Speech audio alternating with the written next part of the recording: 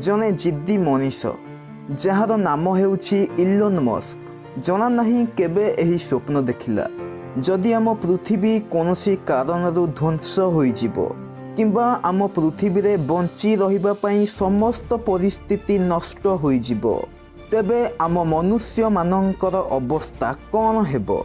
एही प्रश्न भितरे से उत्तर मध्य खोजी पाइला जे से एही दुनिया छाड़ी अलगा दुनिया को माने एही पृथ्वी छाड़ी मंगल ग्रह को मनुष्य मानकर रहिबा अवस्था बनैबो। मंगल ग्रह रे कॉलोनी बनैबार प्रोजेक्ट जो प्रोजेक्ट उपरे आज सारा दुनियार नजर लगी रही। इलोन मस्कंकर प्राइवेट स्पेस रिसर्च ऑर्गेनाइजेशन माने स्पेस एक्स सह अमेरिकार गवर्नमेंट स्पेस रिसर्च ऑर्गेनाइजेशन माने नासा मिसी एही प्रोजेक्ट उपरे दिन राति काम करुछंती। इलोन मस्कंक अनुसार 2050 मसीहा बेलू मंगल ग्रह रे पूरा 10 लाख लोक रहिबा पई एक सहर बनैबे। तेबे केमिति तैयारी हेबो सही सहर, केमिति लोक बंचिबे मंगल ग्रह रे जेउठी श्वासक्रिया पई अम्लजान नहीं कि खाइबा पई खाद्य नहीं। ए सबु प्रश्नर उत्तर आज आपण माने एही वीडियो रे देखिबे आउ जानिबे। तेबे देखि चलंतु एही वीडियो को पूरा शेष पर्यंत। आम पृथ्वी ठारू मंगल ग्रहर दूरता प्राय 6 कोटी 20 लाख किलोमीटर।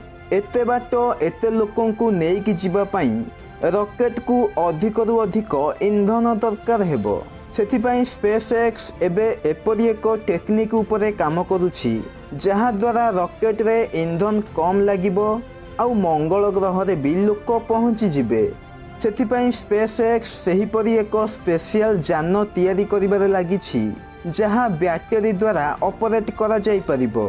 आउ 2026 मसीहा बेलकू प्रथमे मनुष्य मानकर एक छोटिया टीम मंगल ग्रह को पठिया जिवो जो मानक पाखरे 2 वर्ष खाइबा पीबा जिनिस ठारू आरंभ करी यथेष्ट ऑक्सीजन आउ स्पेशल टाइप रो सूट रहिबो।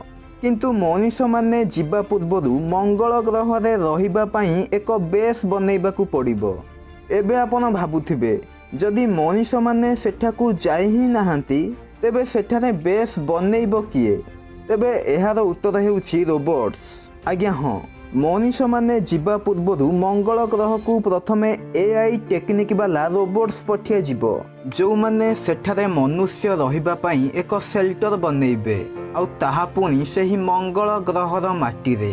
सेठाकू कोनोसी एमिति सेमिति रोबोट्स नुहे बरम एआई टेक्नोलोजी वाला रोबोट्स पठिया जिवो।